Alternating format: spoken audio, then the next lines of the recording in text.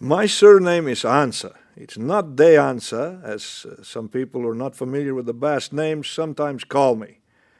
I was born in 1736 near the Fronteras Presidio, or the fort in Sonora. My father was born in Spain, and he was of Basque descent. I am labeled a Criollo, a Spaniard who's born outside of Spain.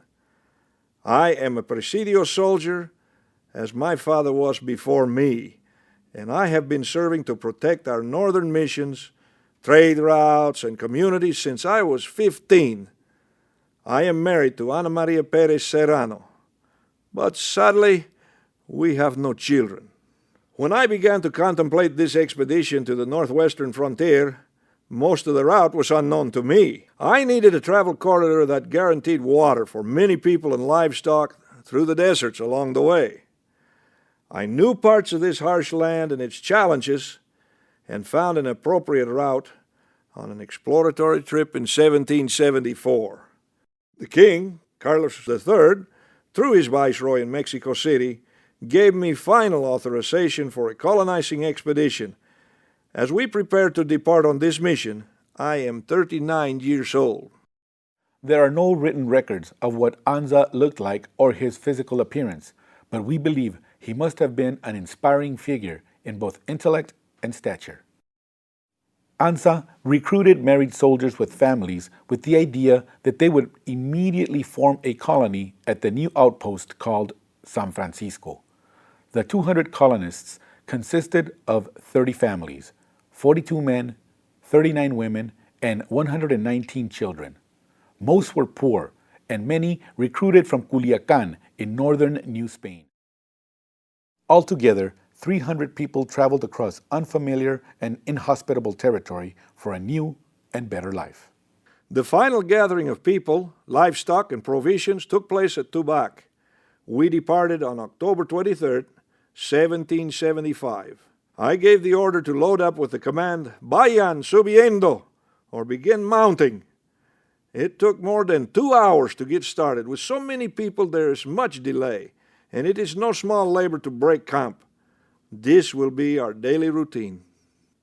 The scouts head out first to determine the route. I lead the group, and Father Font follows, singing the morning alabado, or the hymn of praise. Behind come the colonists with soldier escorts, followed by the mule train. A herd of horses and cattle are in the rear. We make our way along a wide corridor of land, over routes and trails that Indians have long used for travel and trade.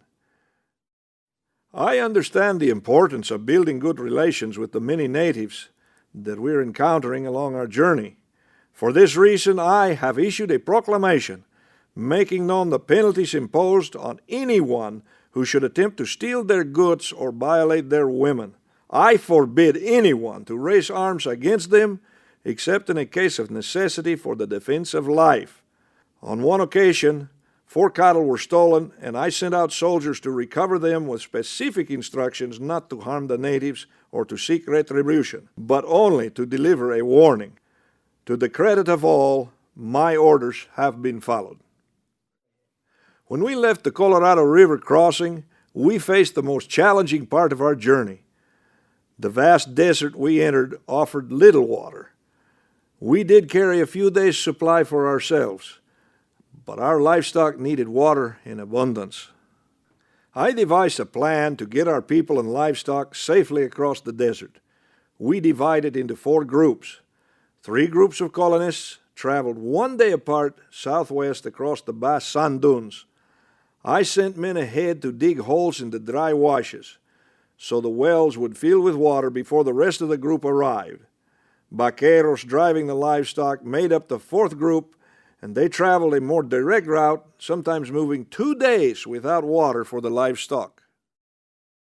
Then, like a miracle, the parched desert gave way to fertile soils, abundant water, and lush vegetation. Streams and rivers flowed everywhere. Daily, fresh fish replaced dried beef jerky. Never had these people seen such abundance. They entered a land bountiful beyond all expectations as they approached the place now called Los Angeles and arrived at Mission San Gabriel on January 4, 1776. This is the first civilized place we have seen in 3 months. Most of my soldiers and I went to San Diego to put down a native uprising. It is clear that Mission San Gabriel is not prepared for the extra mouths to feed. After traveling for so long, hidden tensions are beginning to show. 4 men deserted the day before my arrival back from San Diego. They took 25 horses and 2 mules. Moraga and 10 soldiers tracked them down and caught up with the expedition at Mission San Antonio on March the 7th. 18 days after leaving San Gabriel, the expedition arrived in Monterrey, the most northern Spanish settlement in Alta California, less than 100 miles south of San Francisco Bay. They made it, almost. The colonists remained in Monterrey while Anza set out to explore the Bay Area. On March 28, 1776, Anza and his small party stood on a bluff overlooking the majestic bay. It was this site that Anza selected for the new colony.